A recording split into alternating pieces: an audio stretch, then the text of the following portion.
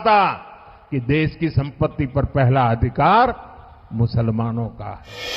ये चुनाव यहाँ आते आते इतना दिलचस्प हो जाएगा।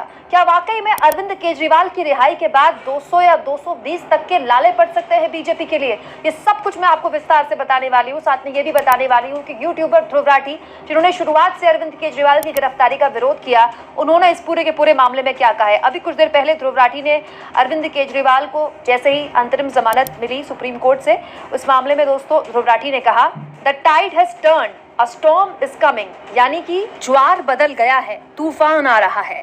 तो क्या वाकई में अरविंद केजरीवाल का जेल से बाहर आना एक बहुत बड़े तूफान या फिर कह ले सुनामी का संकेत है? क्योंकि दोस्तों अरविंद केजरीवाल जब बाहर आकर अब दहाड़ेंगे तो वो केवल दिल्ली या पंजाब के लिए नहीं दहाड़ेंगे, केवल दिल्ली और पंजाब के लोग उनको नहीं सुनेंगे, पूरे देश के लोग उनको सुनेंगे।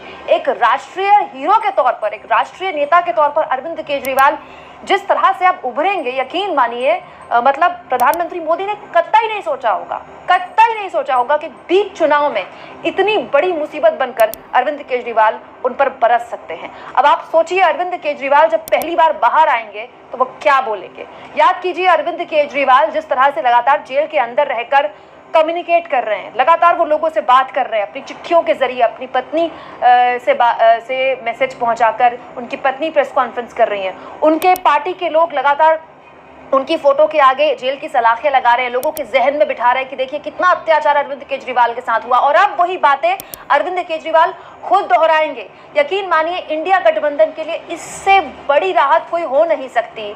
अब तक जो चुनाव प्रधानमंत्री मोदी पूरी तरह से ध्रुवीकरण करने की कोशिश कर रहे थे, हिंदू मुसलमान करने की कोशिश कर रहे थे। पहले जब उनकी सरकार थी उन्होंने कहा था कि देश की संपत्ति पर पहला अधिकार मुसलमानों का है। वाकई में अरविंद केजरीवाल आ जाएंगे, मतलब वो चुनाव जिसके लिए मोदी जी पूरा प्रयास कर रहे थे कि उनके इर्द गिर्द हो जाए, अब अगर वो पूरा का पूरा चुनाव अरविंद केजरीवाल के इर्द गिर्द हो गया तो फिर इस चुनाव में मोदी जी के लिए या बीजेपी के लिए रह क्या जाएगा।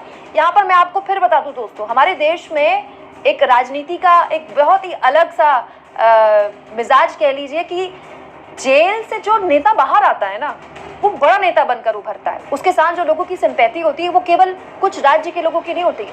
अब अरविंद केजरीवाल का एक एक शब्द देश के हर नागरिक तक पहुंचेगा, मीडिया उनको 24/7 कवर करेगा, सोशल मीडिया में अरविंद केजरीवाल छाए रहेंगे।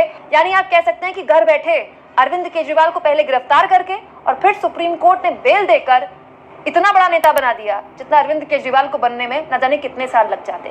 ठीक चुनाव के बीच अरविंद केजरीवाल का बेल मिलना और उस बेल के बाद अब उनका प्रचार करने की उनको छूट मिलना, कितनी बड़ी चुनौती दोस्तों बीजेपी के लिए। और क्या वाकई में बीजेपी के लिए अब 270 का सपना छोड़िए, 200 का सपना भी अब सपना ही बनकर रहने वाला है? कमेंट बॉक्स में जरूर लिखें और जितना हो सके दोस्तों चैनल को शेयर करें, सब्सक्राइब